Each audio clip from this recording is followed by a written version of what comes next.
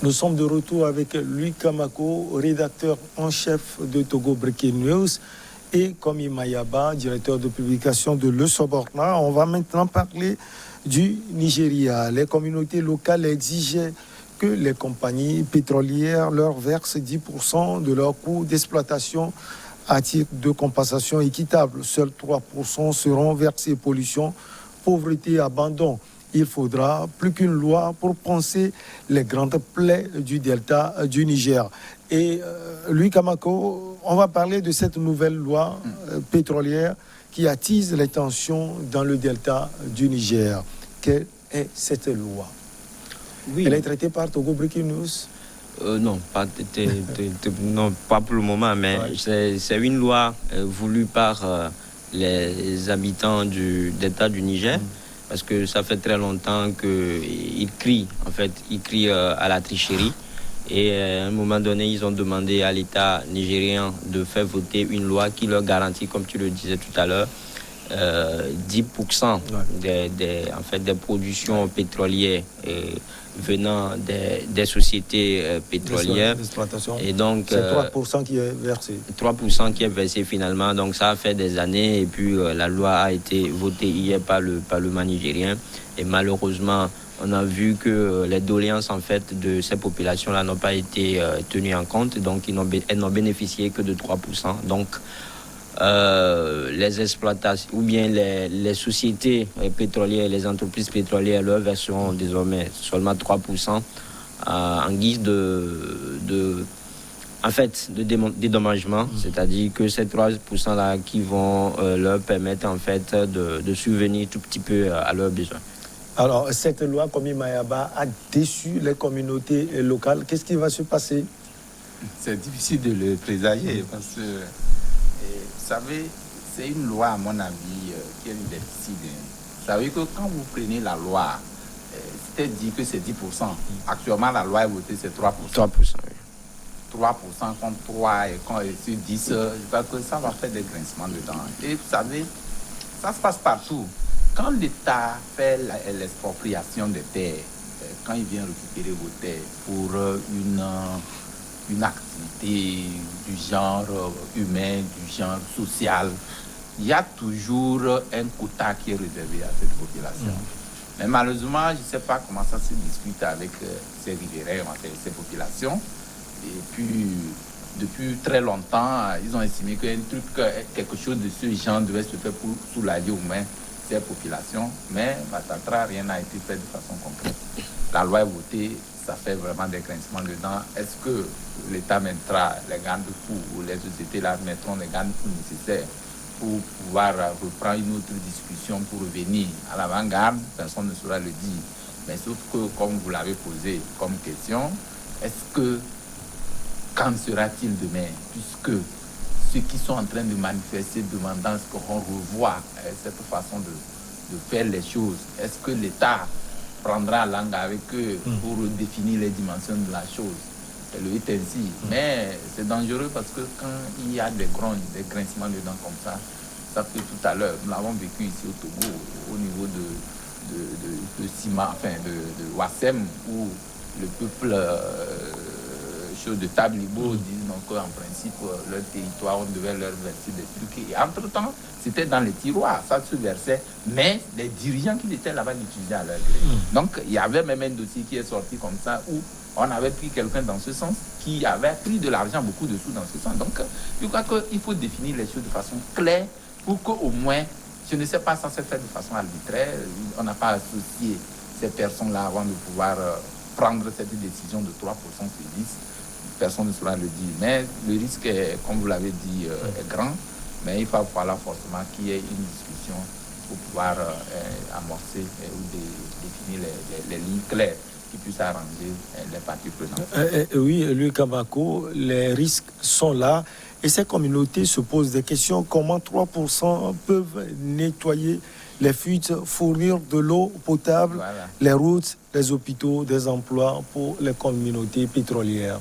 Oui, ces communautés-là nous décrivent juste en fait la situation à laquelle elles sont confrontées, la situation qu'elles vivent depuis des années. C'est-à-dire que vous êtes dans un pays ou bien dans une partie du Niger où les habitants, où beaucoup de nombreux habitants ont perdu leurs moyens de subsistance agricole et halieutique grâce justement à la montée incessante des fuites de pétrole.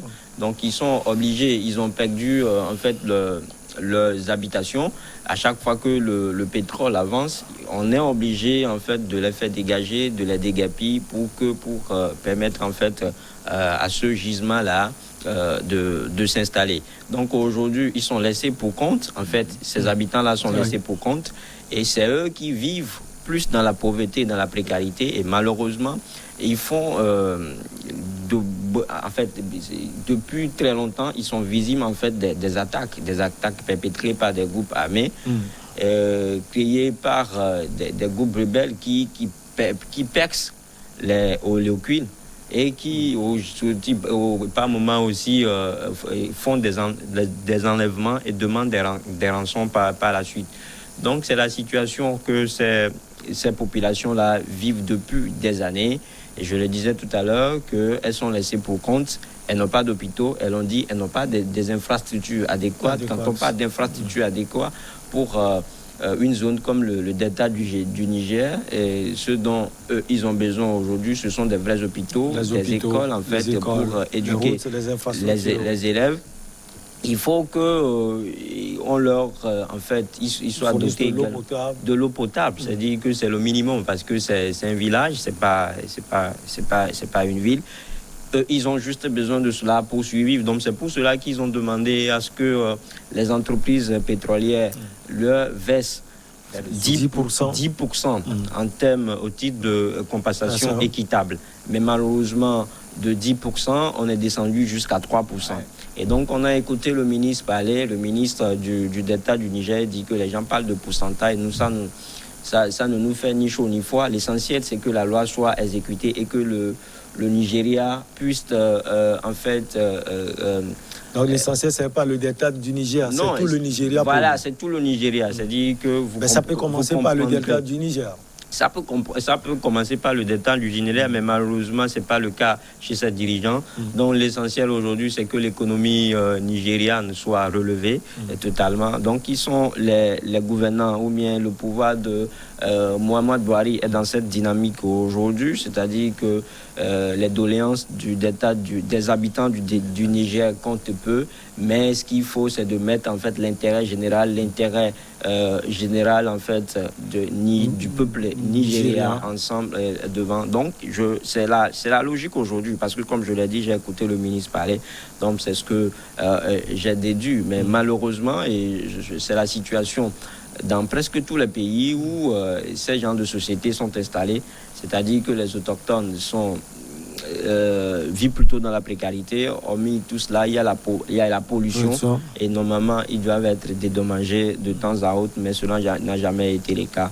Donc c'est pour ça que le delta du Nigeria, le delta du Niger s'est levé pour justement demander le vote de cette loi. On comprend le ministre dans son rôle et dans ses déclarations. On comprend également les autochtones, comme lui, Kamako l'a dit tout à l'heure. Mais le delta du Niger, comme Imayaba, est en proie à des attaques, à des groupes armés. Et vous pensez que cette loi, avec 3%, va indubitablement raviver les tensions? Non, pas du tout, parce que si vous faites un peu une analyse, vous voyez, vous l'avez situé, vous avez planté le décor. C'est cette zone qui est perpétrée, enfin, qui est la cible des attaques terroristes. Et aujourd'hui, je crois, avec 3%, qu'est-ce que cela va résoudre comme problème par rapport à cette situation? Personne ne saura le dire. Et comme on l'a dit, on l'a évoqué, le Nigeria, c'est le géant africain en matière d'économie, en matière de choses. Donc, le pays doit être un modèle. Et donc, si il y a des situations comme ça qu'on pense banaliser, ça peut mettre à nu tous les efforts qui ont été entrepris par le premier dirigeant Buhari. C'est vrai qu'il fait beaucoup d'efforts dans ce sens en parlant de la modernité. Entre-temps, vous avez vu, avec tout ce bruit qui a couru autour du fait que le président, ou qu'il y ait une altercation entre le Nigeria et puis le Bénin par rapport à la frontière. À la frontière, oui. Et aux produits, oui. Ça ne devait pas quand même en arriver là. Ça ne devait pas en arriver là en tel enseigne, à tel point que aujourd'hui le delta du Niger, qui est, à mon avis, une plaque tournante, c'est-à-dire que c'est la zone qu'on utilise plus pour la production de ces sociétés pétrolières. Yeah. Donc, en principe de droit, on devait prendre langue avec les populations clés, les populations cibles, et puis discuter d'ensemble pour voir comme ça se fait, comment est-ce que ça va se faire pour que nous, qui sommes victimes de ces terres-là, qu'est-ce qui nous serait, les ressources dont on parle, actuellement même les 3% dont on a voté, on ne sait pas, c'est réservé exclusivement aux populations du delta du Niger, ou bien c'est versé sur le compte de l'État. Comment ça va? Et que c'est l'État-là qui prendra ces sous pour venir arranger le delta du Niger.